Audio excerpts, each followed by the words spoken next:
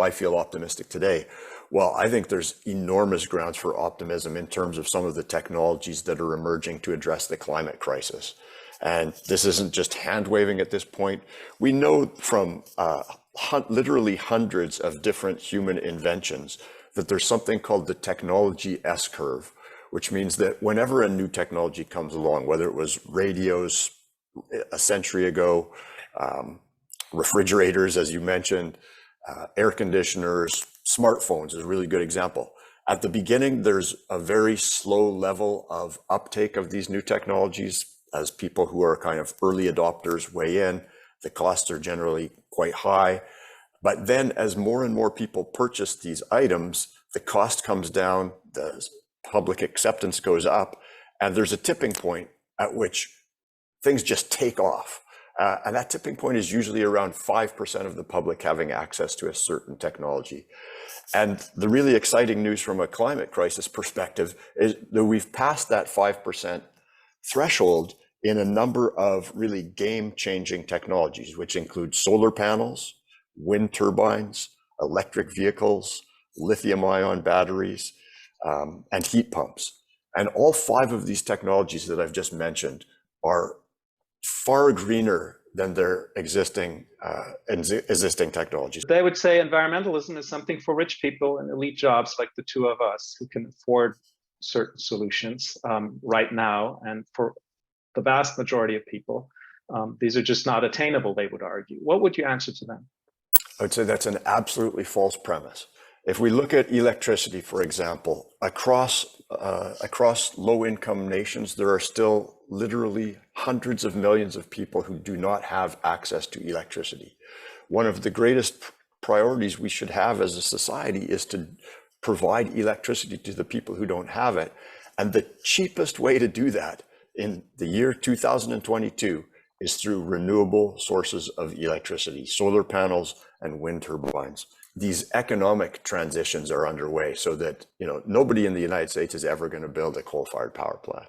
The existing coal-fired power plants are shutting down ahead of schedule, and they're being replaced largely by renewable energy. Where I travel to major cities in wealthy nations, for example, Oslo in Norway, just recently was in Lisbon and Porto in Portugal, also Ljubljana in Slovenia. All of these cities are doing actually amazing things to make themselves greener, creating additional green spaces, improving public transit systems, switching to renewable forms of energy. And so there's real hope there in that green city movement. Traditionally, those people who care about the environment are like in the political spectrum, they're being situated to the left, right? Maybe wrongfully so, one might situate me to the right. Economically speaking, that would be, the truth. But the point that I want to make is that the environment concerns us all. So there's no room for having a left-right debate here. If you look at the floods, if you look at the tornadoes, if you look at the wildfires, if you look at the food problematics, if you look at climate migrants, if you just add all of that up and you put a cost next to it, to me, it is quite clear that the cost of climate change, the cost of not taking care of our environment is far higher than the investment that we should do in order to avoid climate change. So that on the basis itself is a very strong economic case, because that's about money. People tend to think that economy and ecology are opposed to each other. Now, this is simply not true, because if you look into the economy of today, which are the companies that are doing best? It's those who are basically active either in the environmental domain or who take care as much as they can about environmental issues into their business. So there's an economic point to make that if you take environment into account to a large extent, maximize it even in your activity, economic activity, it will benefit you. Of course, you've got today an economy that exists, which is not environmentally friendly.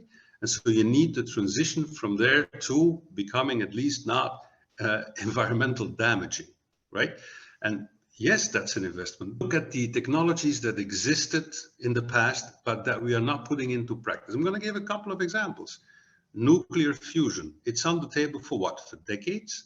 Why isn't it as far as it should be? Because the sitting investments need to bring money, right? And so there is some kind of conservatism of, as long as we can benefit of existing investments, why should we make new ones? That's like the old reasoning that is still in the economic field. These are technologies that I've been taught, Jesus, 40 years ago at university. They were talking about that, but they're still not put into practice. Why? Because they need to write off their old investments, and even when they are written off, they want to benefit more. So politically speaking, what you need to do, and this is why the network is so important, is to politically, in the parliaments, through the government, say, hey, all technology, done with it. You need to you need to go over to new technologies. And that also means that you need to invest in these new technologies. And there again, the same logic comes up. The cost of climate change is largely higher than the investment of new technologies to go and to combat it. Why don't we think in terms of new concepts? One that I've been promoting for decades now is the cradle to cradle, principle. Cradle to cradle basically means if you make a product, make sure that at the end of the life cycle of the product, you can reuse it. It's completely different than the logic of I make a product and then it's waste and then we've got to do something with the waste. No. And so the cradle to cradle thing is something that also has an economic benefit, because again, at the end of the life cycle, the cost, if you take it on an average, will be lower. Another issue that might be on the table is why don't we go into, environmental responsibility bonds? I mean, you can go to the broader public. It's not only private equity funds. You can go to you and myself and everyone saying, listen, we ask money, we'll give you a certain yield on your money, provided that the results are there. So that's result driven. It's a bit between equity and bonds, if you wish. And it's like the social responsibility bonds that exist. You can make green responsibility bonds. And I think that a broad part of the public will go into that. So I don't think it's a question of not having enough money to do it. It's a question of a mindset. It's a question of mentality within the executive and also the broader public. Say, hey, we benefit from a better environment. Maybe it'll take a little bit of time in order to make the change, but at the end of the day, we will all benefit from it. If you go from responsibility to accountability, these are two very different things. I know that in some languages it sounds the same. In French it's the same, but it's not the same. But today, the broader public, the citizen, it can hold a government or a political party or politicians responsible for what is going wrong. Why? Because in every so many years they can have a vote and say, you're out, you're in. Accountability is different.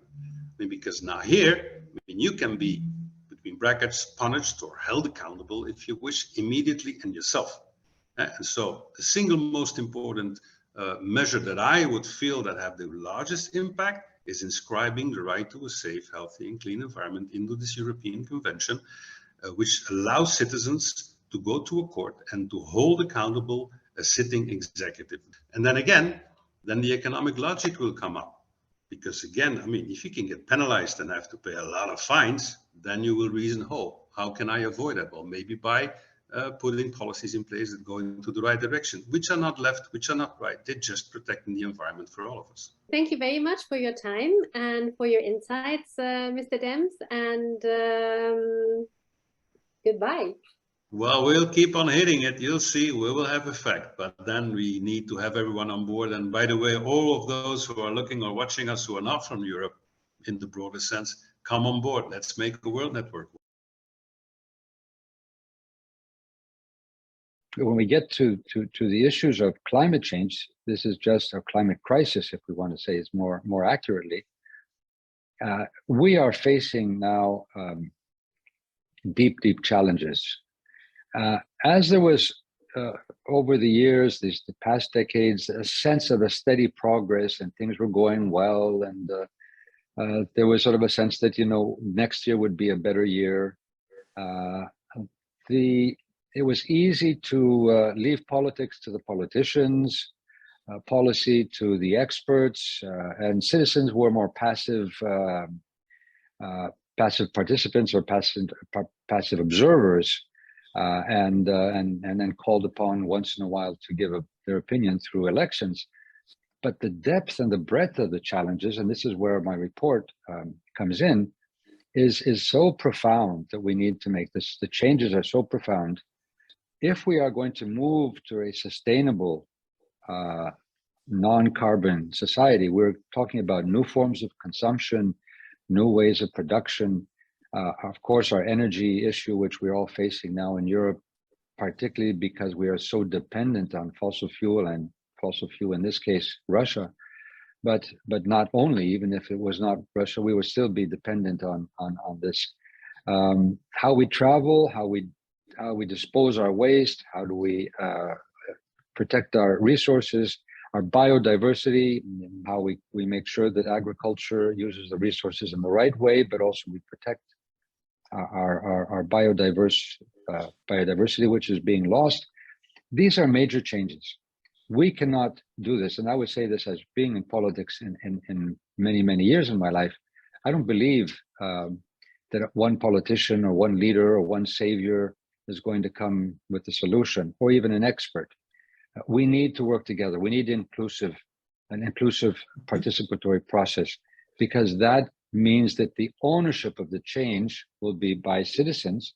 And also what we have seen is, in fact, there is a collective intelligence, which we often forget, that actually when you bring people together, collective intelligence can be often much more effective in finding solutions, particularly social solutions, than either one expert, even the best, or one politician, or one party, and so on.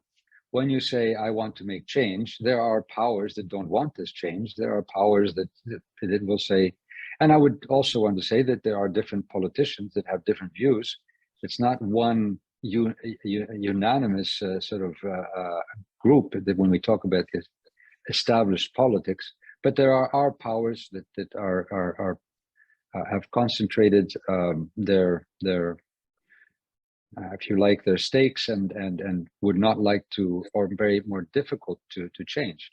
So the citizens' assemblies, and not only the citizens' assemblies, this is one form of a new form of participative democracy, would basically allow a representative group to deliberate and break down the sense that only those who are elected, or only those who are powerful have a say.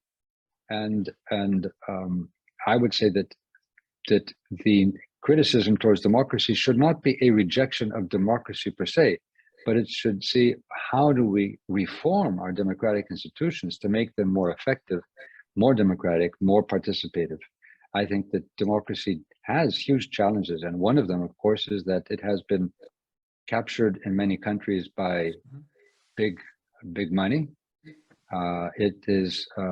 We have made politics, rather than being a sort of an innovative and imaginative process, that was its original idea of really thinking of a different future and being able to create it collectively.